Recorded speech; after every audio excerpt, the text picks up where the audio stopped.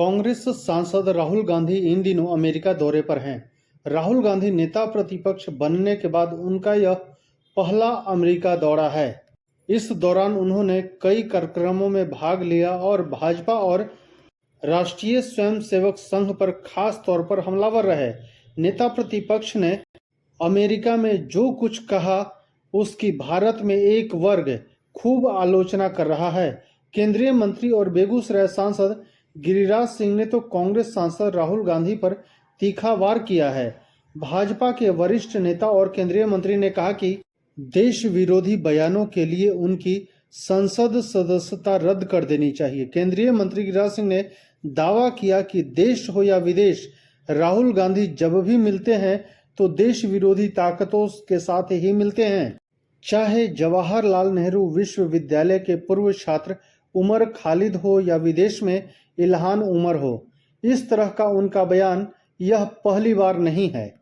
अब समय आ गया है कि देश में एक कानून के तहत अगर सामान्य नागरिक भी देश का विरोध करे तो उस पर कार्रवाई हो।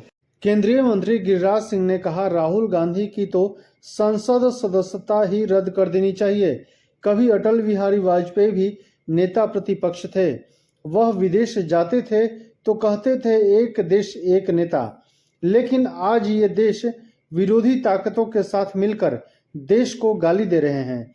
एनडीए सरकार में ग्रामीण विकास और पंचायती राज मंत्री गिरिराज सिंह ने कहा, राहुल गांधी की दादी जब प्रधानमंत्री थी तो एक संसद सदस्य की सदस्यता चली गई क्योंकि उन्होंने विदेश में इंदिरा गांधी के खिलाफ बोला था।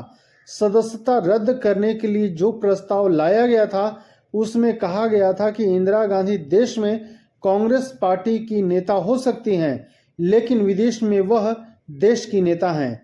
इंदिरा गांधी को अटल बिहारी वाजपेयी खूब तारीफ करते थे। गिरिराज सिंह ने कहा कि राहुल गांधी तो देश के बाहर प्रधानमंत्री को अनाप शनाप बोलते रहते हैं, भारत के लोकतंत्र को गाली दे रहे हैं। वह कहते हैं कि भारत में लोकतंत्र नहीं है।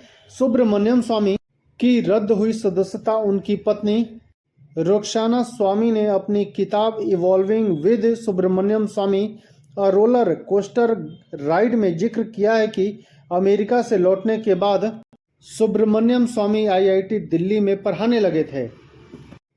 उस वक्त उन्होंने राजनीति में कदम रखा।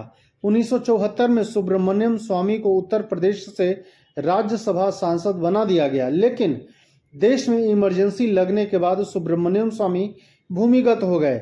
इमरजेंसी के दौरान सुब्रमण्यम स्वामी पर देश विरोधी साजिशों में शामिल होने, संसद और देश के महत्वपूर्ण संस्थानों को बदनाम करने का आरोप लगा था।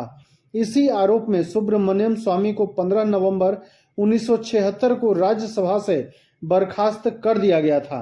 सुब्रमण्यम स्वामी 1975 से 1977 के बीच इमरजेंसी के 19 महीनों में सरकार को छकाते रहे और गिरफ्त में नहीं आए, जबकि उस दौरान न केवल जनसंघ बल्कि विपक्ष के ज्यादातर नेताओं को गिरफ्तार कर जेल में डाल दिया गया था। धन्यवाद।